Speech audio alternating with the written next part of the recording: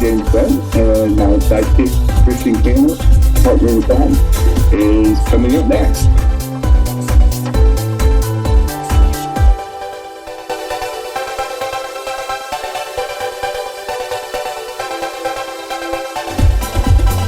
Hey everyone, I'm Jen's sidekick. Welcome to Two Queers in a Truck. Hi y'all. See you soon.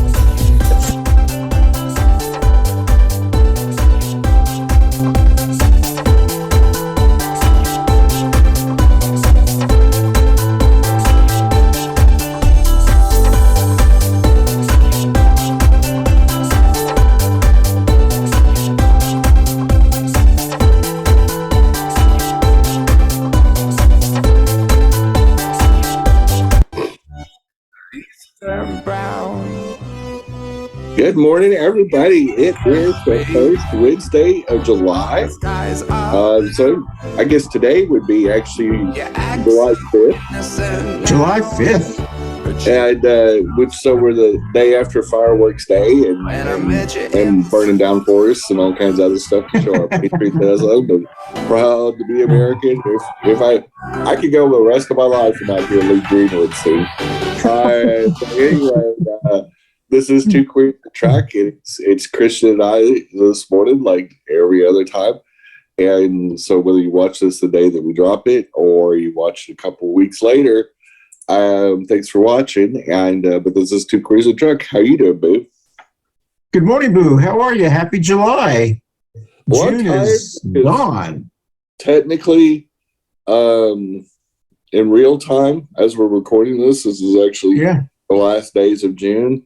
And I went to a, business and pride chamber function thing last night. And of course, late night, huh? Late school night. Late for me, especially on a Tuesday night, no less. And, in fact, the last thing that we looked at, it did, I just said, well, I'm at the point where I need to go because I'm tired. I knew I had to be up. And record our shows early in the morning. We record way earlier than when we drop them a week later. So it's early. If people ever wonder why for the people that watch the video version of this, and they wonder why we look tired or why Christian wears the big old sunglasses, it's because we're up early filming this. And this is we don't film this. That's exactly true. we don't get to sleep into about 10 and look all prim and proper. We're too bootleg for that. There's no studio. Right. Our studio is where we live. And so we are the bootleg version of Joe Rogan. Good morning show. That's right. And we're saying. That's right. But anyway, Elmo's mom wrote him a note so he didn't have to fight.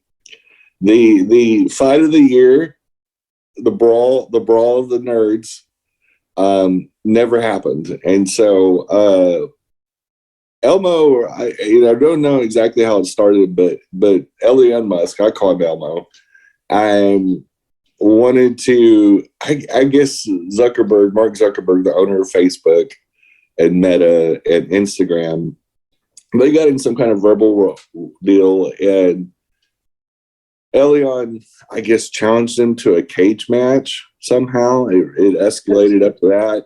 And I think it actually involved Joe Rogan, because Joe Rogan's involved with MMA. He's the color commentator. That's kind of how he got his reboot from comedy and his old reality TV show, gross out show, Fear Factor, and kind of pivoted towards, more podcasting and sportscasting and stuff. So somehow Elmo dared Zuck to deal. Now here's the problem. Elmo is got a body by Budweiser. He is not in shape. He's fairly chubby. There's a picture of him in a swimsuit on a side profile where he literally looks like a beached whale. He's definitely not in fighting fight. The guy's not a fighter. He's a trust fund baby. And then you got Zuckerberg. Zuckerberg actually is trained to fight. He does sparring. He does tournaments. He's in shape. He's got guns on his arms. Now some people think he's an android. I do too. Mm-hmm. So in every sci-fi movie, the androids can kick ass. Like they can rip through a volcano and everything else. He would have beat the brakes off Elion. I would have been here for it. It would have been the pay-per-view event of the year, maybe even of the decade. Because as much as people don't like Zuckerberg, Elion's become the new billionaire, social media owner that people really love to hate. You either really, really love him because you got a few of these incels that think that they're eventually, if they work real hard, they're going to be Elon Musk. Elon Musk is saving the planet.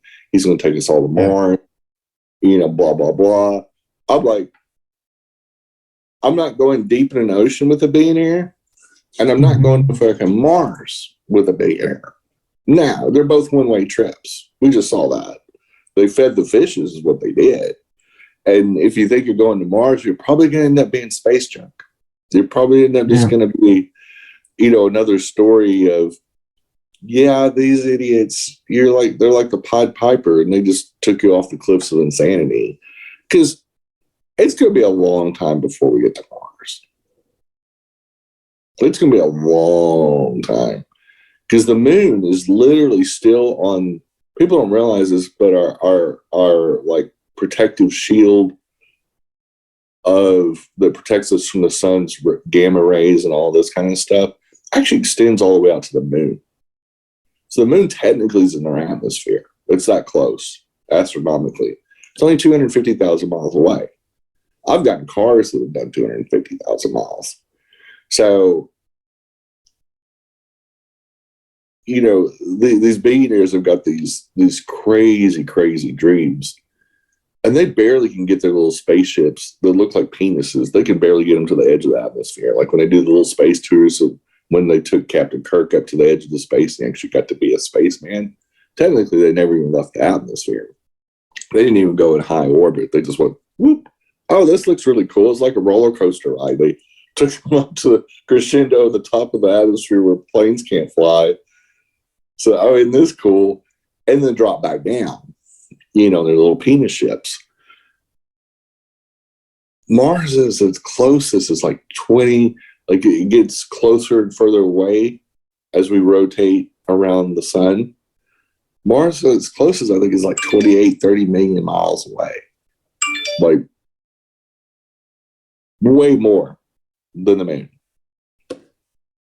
Ain't getting there. We don't have a spaceship that can get there with people in it. There is no chance of them getting there. And probably not in Elion's lifetime. I don't think we're building a Starship Enterprise anytime soon. We can barely get people to take COVID shots. I mean, just normal vaccinations, things we've done our entire lives. We can't even get people to wear masks on their face, or as MTG likes to call them, face diapers. Yeah. And it equates farting to COVID. It's like we're regressing as a society. I do respect Elion from the fact that despite him being extremely delusional and problematic and anti-trans and homophobic, which that's a whole nother show topic. But yes, would I have loved to seen Zuckerberg beat Elion? Absolutely. I mean, I think it would have been a one-punch fight. I think Zuck would have come out there, cracked old lollipop boy over the head, and he would have just went, and fell over. Exactly. It would have been the quickest fight. It would have been like, who was it that Mike Tyson knocked out in the 1990s and won in like 10 seconds or 15 seconds? He came in and just, I think it was Michael Spinks or something like that. He came out and just stone cold knocked him out in the first few seconds. And everybody's like, oh, what are we going to do now? We're here on a Saturday night all dressed up. Won the party. We thought he'd go at least 4 or 5 rounds. And he didn't even make it a full round. It would have been the quickest pay-per-view. I'm not even sure. I know. But anyway, Elmo's mom wrote an internet note on Twitter saying that Elmo can't fight. literally, this is true. His little mommy bailed him out, and I don't think there couldn't have been a funnier. It was almost as funny as watching him get knocked out by Zuckerberg, but the fact that she wrote him a note and told all the neighborhood boys, Elmo can't play right now because we wouldn't want his fifis and his face to get rearranged. And we know Zuckerberg, that's probably a foot taller than him and built like a brick shit house, is going to knock my little boy out. And I don't want him eating and drinking through a straw for about 6 months. And anyway, just hilarious. But the next topic, it was something that actually I got in a Facebook discussion about, because there's a lot of people that are still ignorant why churches send out missionaries, and I set them straight.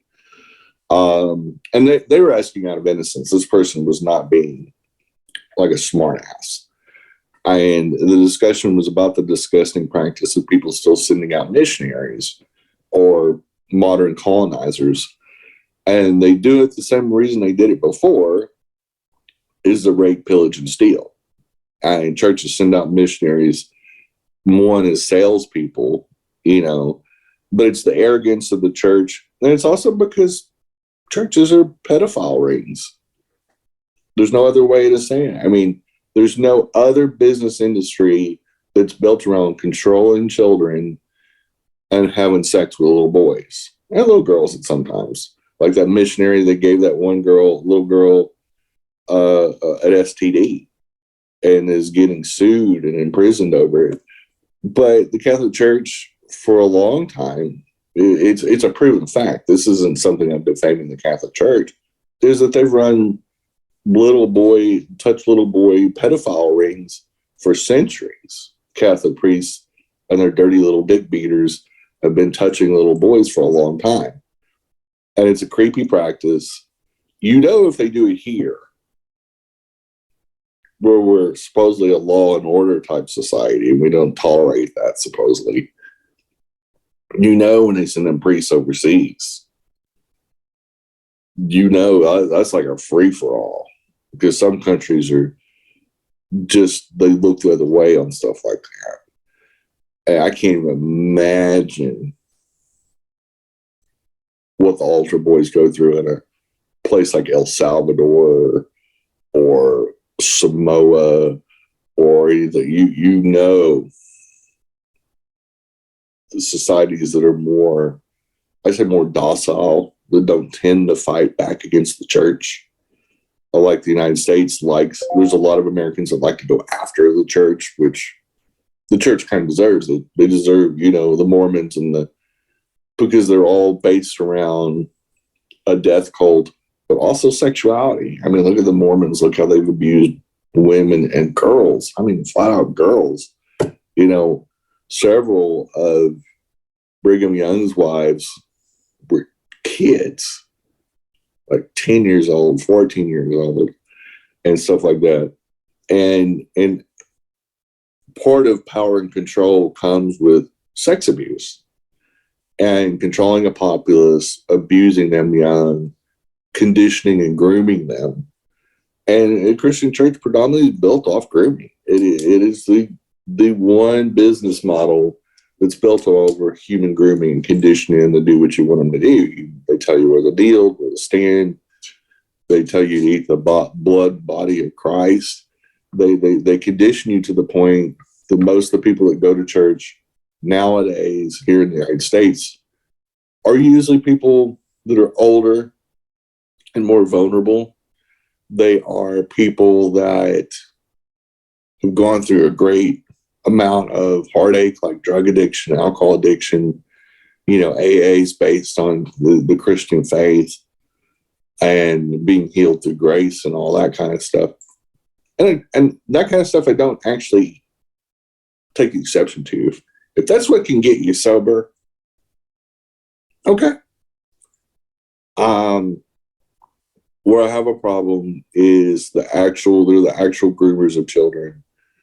I have a problem with people guilting people going to church because of their kids. Or why, you don't want your kid to go to hell.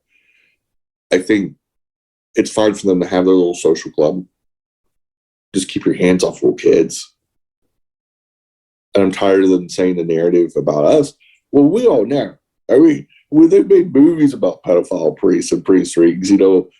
Batman made one, Michael Keaton. I think they won Academy Awards for it. It's when the second time I lived in San Antonio, the pedophile priest trials were from the 1950s and 60s were raging on. And that archbishop there was getting all he could handle. And bad press.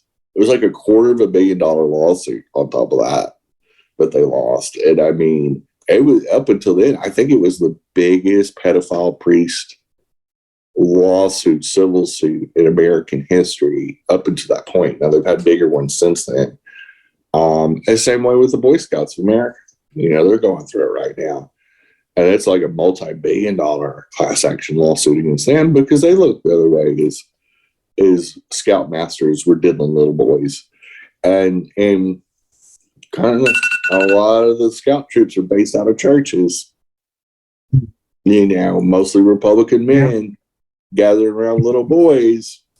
And I don't know what it is about grown-ass conservative men. Mm-hmm. Power trips and little boys. Yeah. But you see it. Most of your pedophiles are either cops, coaches, or pastors. Mm-hmm. And the 3 Ps, professors, police, and pastors, on power trips, they're either ordained by God or ordained by the patriarchy or whatever, where the fuck they dream up. Mm-hmm. And somehow there's a causality between the power trip, thinking they can do no wrong and they can do whatever the fuck they want, and diddling little boys. I don't know why. Super gross, and it's societal reality, and nobody wants to say it because the people in power in our country are the same people that are doing this. So, truth. But we are up against our first break, and we'll be right back with some more Two Queers in the Truck. Hey, everybody, you can catch us on your favorite audio podcast platform, Spotify, and all Apple Store, the Google machine, and whoever else does podcasts. We're on there. We broke in, and we're staying. So enjoy the Two Queers in the Truck on your favorite audio podcast platform. Thanks for listening or watching. Bye-bye. Happy pod. But I think we have to say it like we should say it instead of jumping around that the Republican Party is the number one groomer party. The Republican Party protects these type of guys. Because you can look and see what they say about trans people when Rose, a couple of weeks ago, flashed the world at the White House for 10 seconds, 15 seconds. Not that I'm saying that was probably the thing that she probably shouldn't have done. It put her, she got excited. The 2 trans men next to her pulled up their shirts and showed where their scars were for some reporters. And she got excited and all that. But at the end of the day, she flashed her boobs. Probably not the most ideal thing to do at the White House. Put her on a grand scale of crimes of humanity, showing a pair of boobs or diddling little boys. I'm going to go with boobs are probably okay. I mean, you can't go to a beach, especially in Europe. You can't go to a beach without there's every beach in Europe is topless. A lot of them are nude. It's just normal.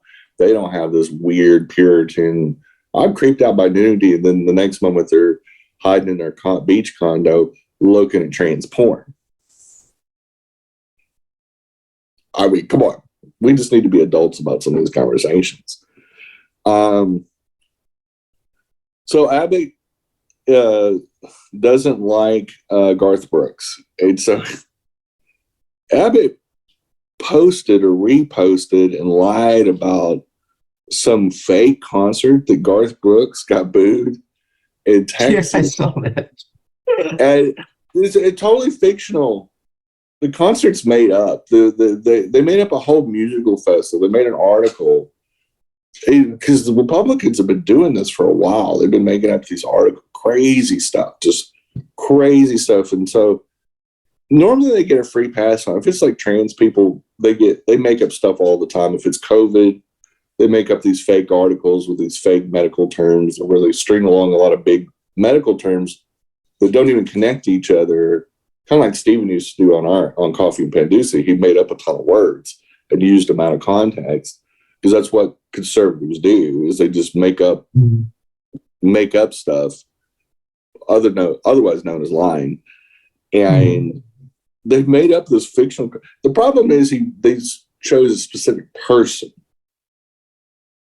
And this specific person has a shit ton of money, a shit ton of lawyers, and Garth Brooks fans that are this guy's been performing for 35, 40 years and has a very specific fan set in country music. People either love him or hate him, one or the other. But Garth Brooks is very progressive. And he's like, yeah, if our distributor sends us Bud Light, we're going to sell Bud Light. If the patrons come in and order Bud Light, I'm going to sell Bud Light. And this is exactly what he said. He said, I'm not going to ban a beer that could potentially be a moneymaker for my new bar in Nashville. Now, everybody exaggerated. Well, that's just not right, and so, of course, Governor Abbott's never going to miss a fake controversy. If he can, him and Dick Suckus both will just, I would say jump on it, but for Abbott, he's going to have to roll over to it. And Hot Wheels governor of Texas, he flat out lied on his Twitter, committed fraud. And of course, Garth Brooks is like, that didn't get booed anywhere. People that pay to go see him at a concert aren't going to boo him. They know who he is. This guy is very specific on his politics. He's very specific on how open-minded he is, and he's always been that way.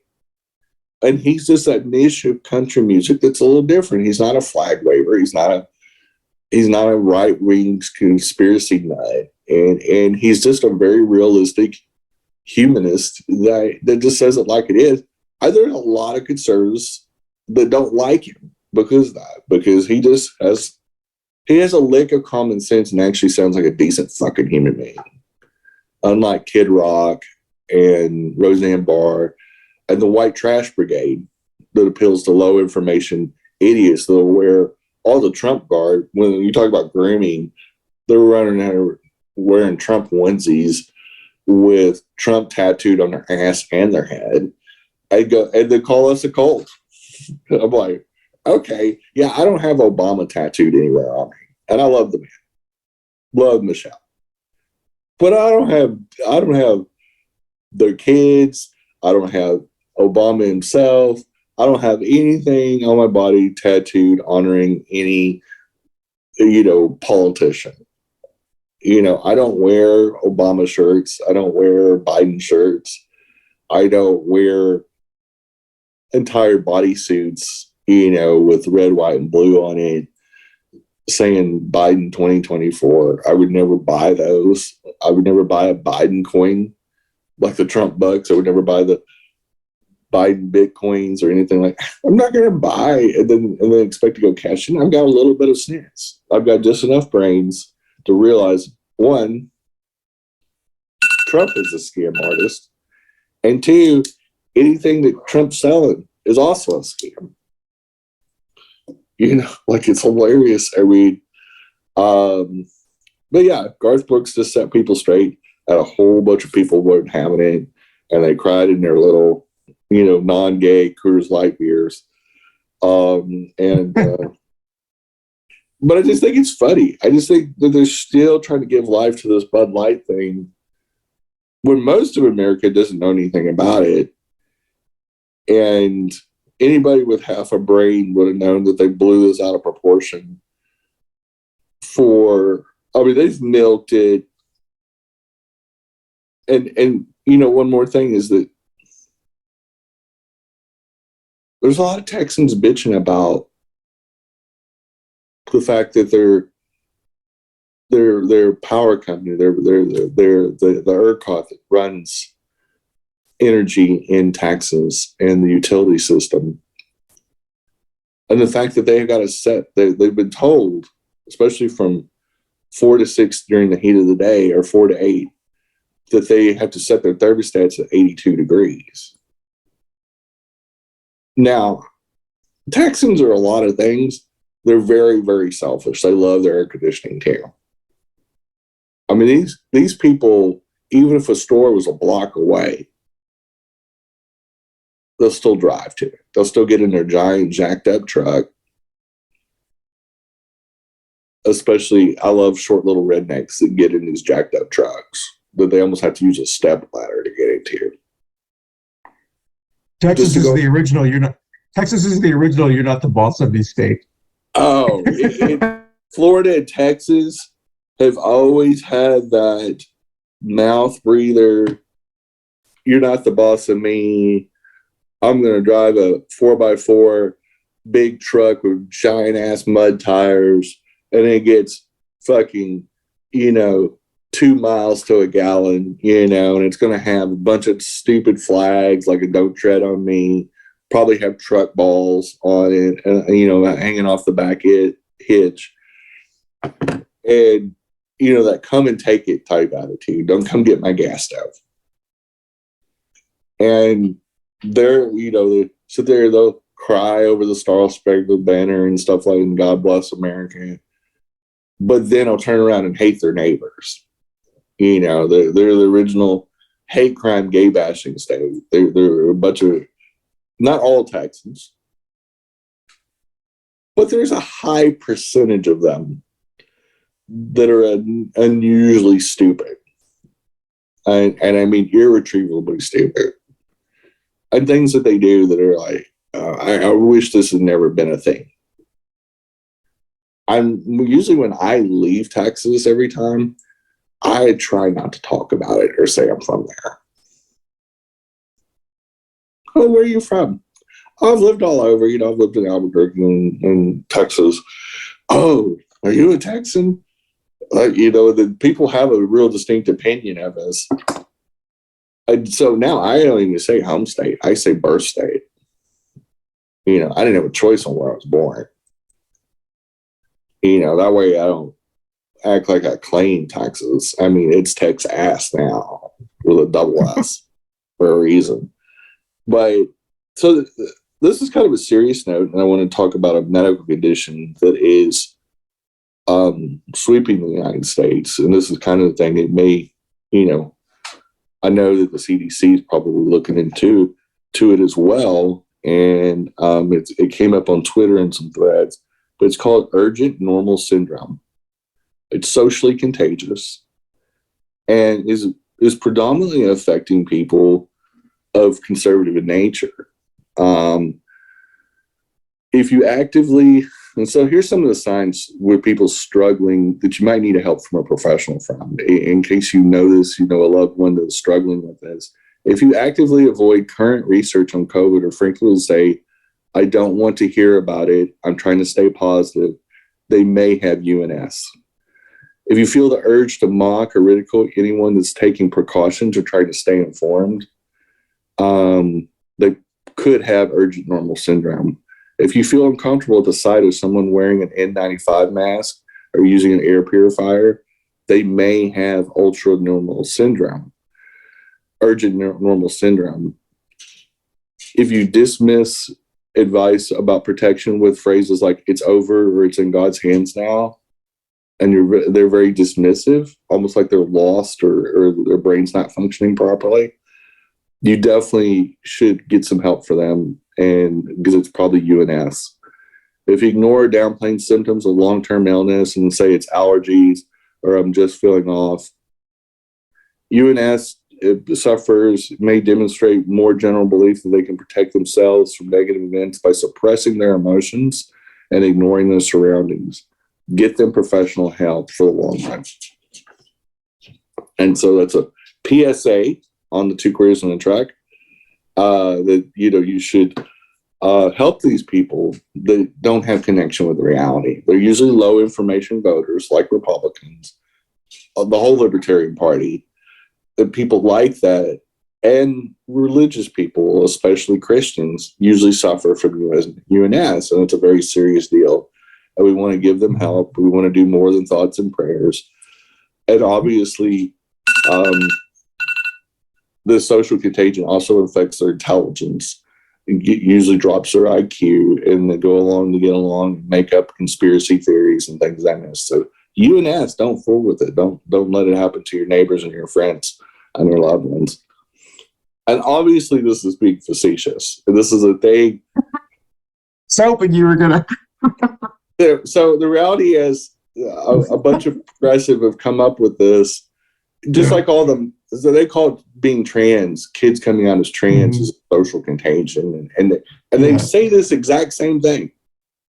And so now they said, well, we're going to fight fire with fire, and it actually was trending on Twitter as a top deal for quite a few days this week. And I think it's hilarious because it's the same kind of made up medical, and then some of them go, well, it's illegal for you to go and lie about medical deals, and you're not a doctor. Mm-hmm. The exact same thing we said about every COVID conspiracy lie, about every lie that talked about, being transgender. I literally lie about everything that's trans. Literally everything. There's nothing true that Republicans say about being trans. The procedures, nothing. They don't even know what the procedures are. They don't even know what the protocols are. They've made up this whole set of, there's some group out there, some kind of cabal that's out recruiting, cisgender, non-trans kids and convincing them that they need to get surgeries and medicines and all kinds of stuff, and they really need to transition. And in no fucking ways does somebody go through all that, adult or child. Because what they're saying is a lot of parents of trans kids are really, really stupid. That they can't go to a medical professional and understand what the medical professional is supposedly pushing on the children. That all the teachers unions are in on this too.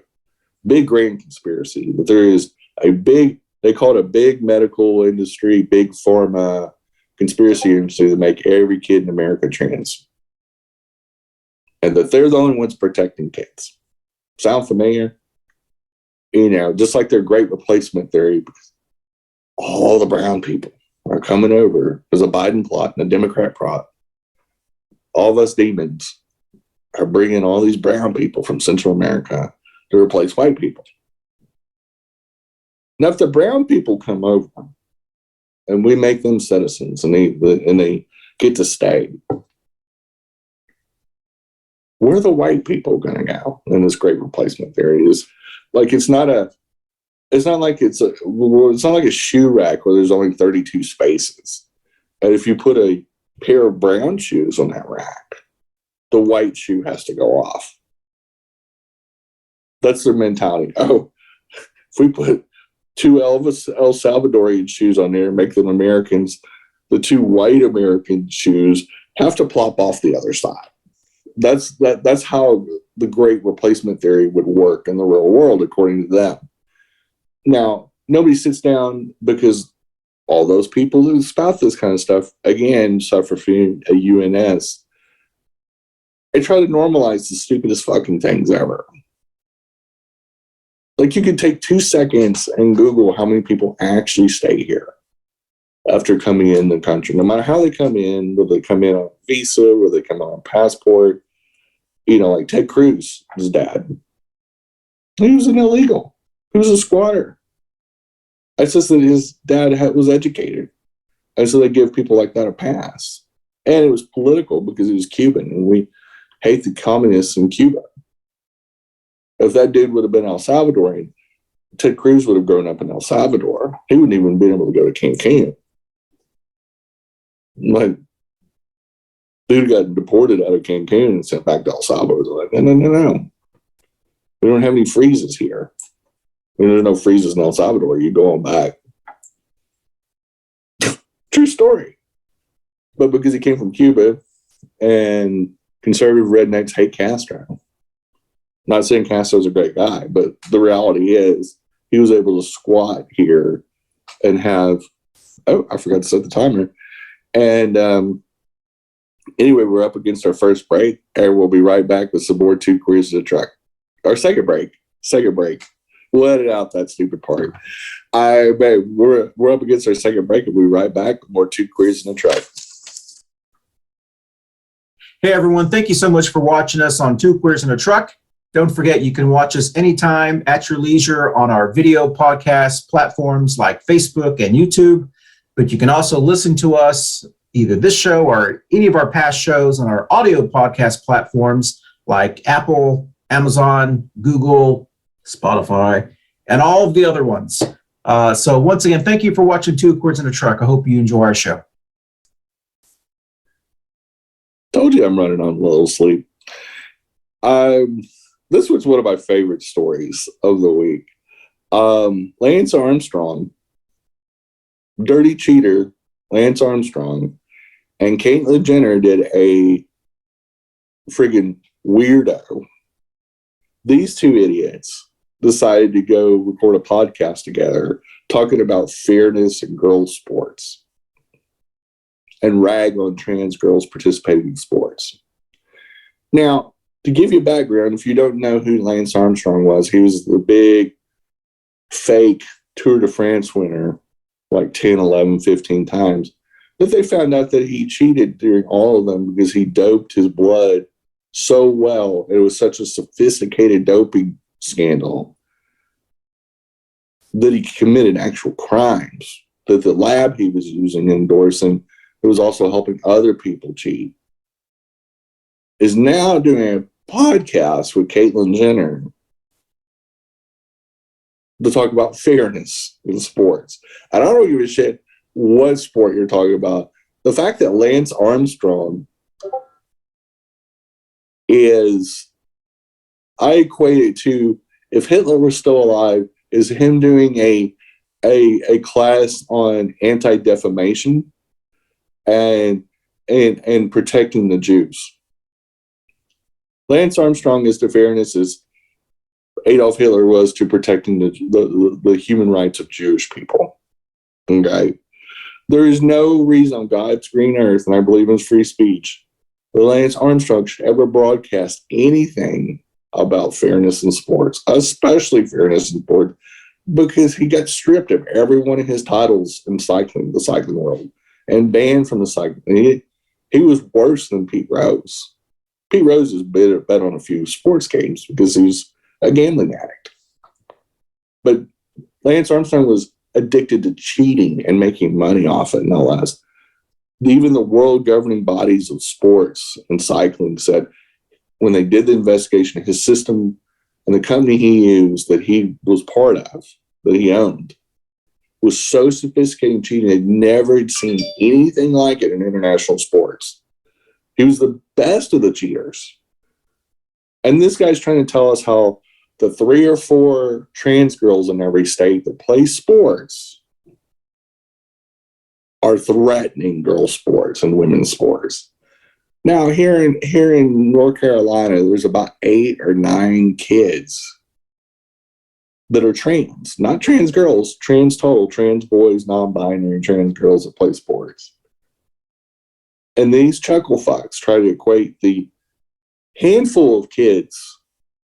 Look, in every state in the union, including California, you could take every trans girl that plays in school sports, section sports, and fit them in a decent-sized SUV. You could combine them all in one school, and they couldn't even make up a full program.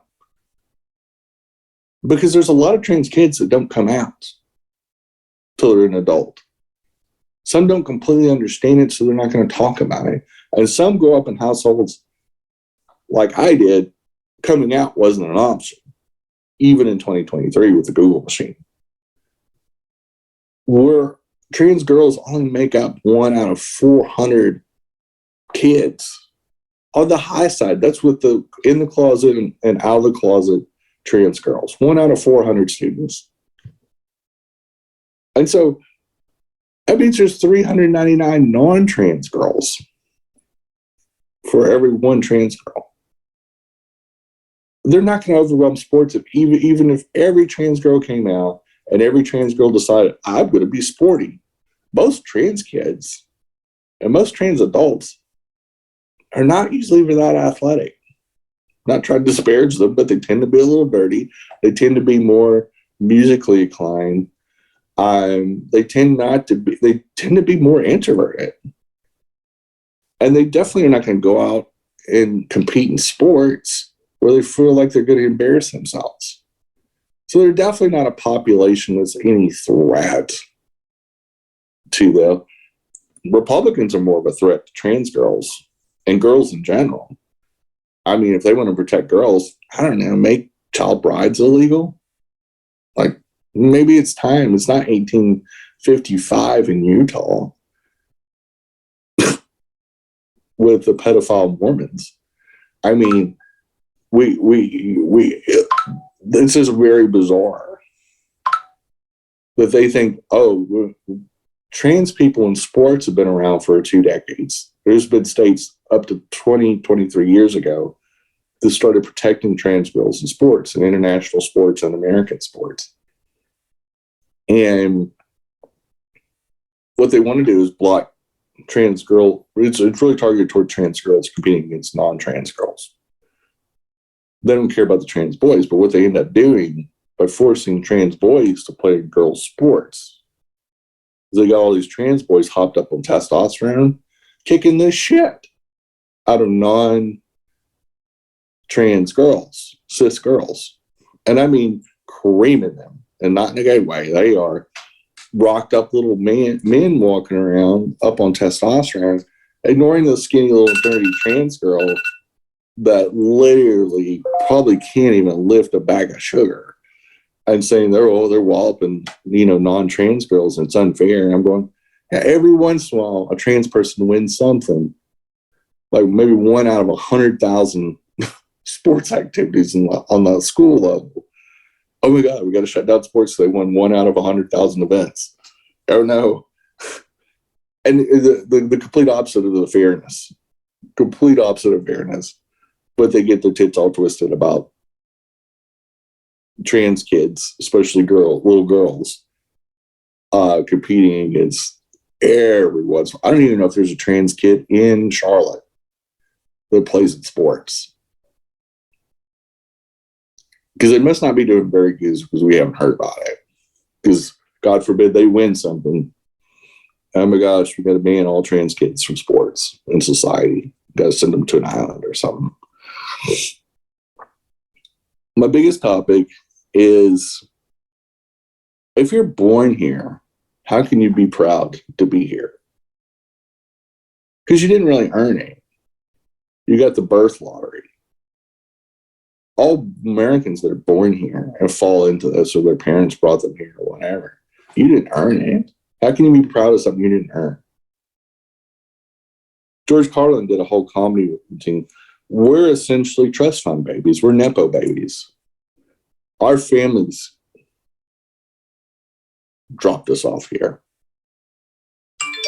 I can't be proud to be an American because I didn't earn it. None of us earned it. You didn't earn it. I didn't earn it. We didn't fight to come here. Our moms decided to have us here, or our parents or guardians brought us here. But if you came here or were born here, you can't be proud of something you didn't do. Like, I can't be proud to be of German descent or indigenous percent because I didn't earn it. I didn't have to fight through anything. I didn't have to come out as American. I don't have to identify as American. I don't have to struggle. We are, this whole patriotism, national pride thing is, oh, I was born here, so I should be proud of it. And I'm un-American if I'm not. I'm like, well, you shouldn't feel anyway, because it'd be like you winning the Powerball and go, I earned that Powerball. I put down my $1 or $2 or whatever it is, and I earned that big $1 prize that I'll spend in about 6 months on floppy hats and buying 6,000 vaginas from Taco Cabana. And there's this whole entitlement around this patriotism that predominantly white Republicans, get all weepy-eyed when the patriotism music, is playing, and and do their little Heil Hitler and wave their little Nazi flags and Confederate flag. Oh, that's right, those aren't American flags. And they show their patriotism by protesting Jewish synagogues and going to, LGBT funerals when there's a shooting at a Pulse Club.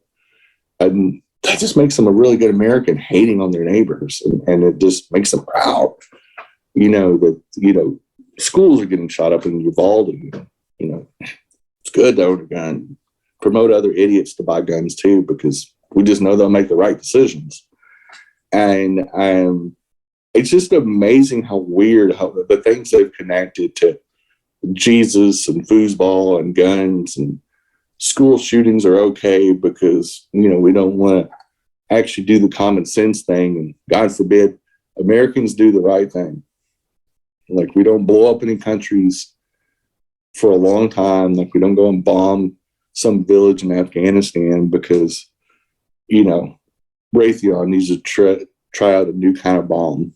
And they go, dream up some idea for billionaires to make more billions of dollars, and make the stock price go up for whatever whatever industrial complex contractor needs more money, because God forbid they're only getting by with $50 or $60 billion in the bank. We need to make up another fake war. And if that's patriotic, we should feel proud for that. It makes me feel proud, when the next school shooting happens. I just love that Second Amendment. It's kind of like the UNS. We normalize craziness in this country. And my friends overseas, when we have these conversations, it's embarrassing to be American and talk to people abroad because you can't defend it. You can't defend. How do you defend a school shooting and say that you're proud to be American? Tell me how 19 dead little kids, how does that make you well up with pride? We all caused it.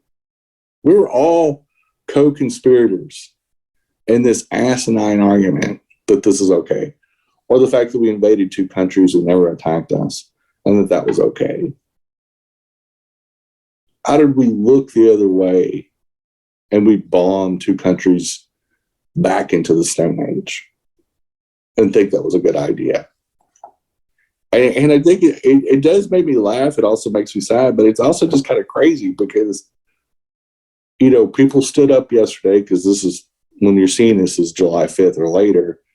And yesterday people do all the flag waving without thinking about what they're waving or what they're supporting and acting like America can do no wrong. And we all know, anybody that's really aware of real American history, ask anybody of Lakota descent or Navajo descent or any other indigenous person or a black person how they should be patriotic about our country after they got snatched off one continent and forced over here and then hated for the next 400 years. How they should be patriotic. Like, oh, we love you. We love you as a neighbor, but you need to go to a different school. You can't drink from that water fountain. No, you can't sit next to me at this lunch counter. No, you need to get to the back of the bus. You need to know your place. That's the America that they inherited, that they got forced to love. And I think that's where all this rapiness comes from the conservatives, as they're so used to forcing people to go along. But now that people aren't, now that we got a Google machine, now that we have a smarter generations that Christian and I grew up in, now people, the younger people, they're scared of younger adults because they're going, bitch, you lied to me all my life. America's not so great. We have our sins and we need to own up to them. And in 30 seconds or less, they can look up every bit of American history. And that is the real issue. That's the real America. That's the real culture war. is technology scares conservative liars, as they've convinced us for centuries. The George Washington, all the way to Donald Trump, all the way to Joe Biden even, that white men can do no wrong and gaslight you into believing they didn't do anything wrong. And especially pedophile praise. Oh, no, your little boy, he's exaggerating. I didn't do that. It'll be fine. The Lord will forgive you for lying about it. Father lying. All along, he's raping that little boy. That's real America. And I have a tough time being proud of that. And to love our country, we have to own what is going on. And that's the truth. Trans kids are scared to death in the state right now because of a legislature hell-bent on toting the line of white conservative men. I can't imagine being a kid and already being scared of being out of the closet, being trans, but then told you're not good enough. You don't belong here. We don't want you here. That's what they're hearing. They're getting their therapists and their doctors that are helping them through their journey ripped from them right now in a state legislature about 150 miles away from me right now. Right fucking now. That's not America. We should be protecting those kids the right way. That's the America I want. That's the America I want to live in, no matter whose kids it are. I want to love the black babies, the brown babies, the white babies, the Christian babies, the atheist babies, the trans babies, the not trans babies. We should be loving all of our babies and protecting them from the monsters I call Republicans. That's patriotism. That's real love. Love thy neighbor as thyself. And that's all I have. Sorry for getting emotional, but I am a little sick of fake patriots and bullshit. I know what real patriotism looks like. Loving your country means you got to be honest with your country and honest with your loved ones and your neighbors. And we'll see you next week. Bye, boo. Bye, boo. Okay. Hey, y'all, thanks for watching, and see you next week after we get through the 4th of July holiday. Be safe out there. There's still some days to blow things up, and drinking some Bud Light. Oh, I think here's Bye, boo. Bye, boo.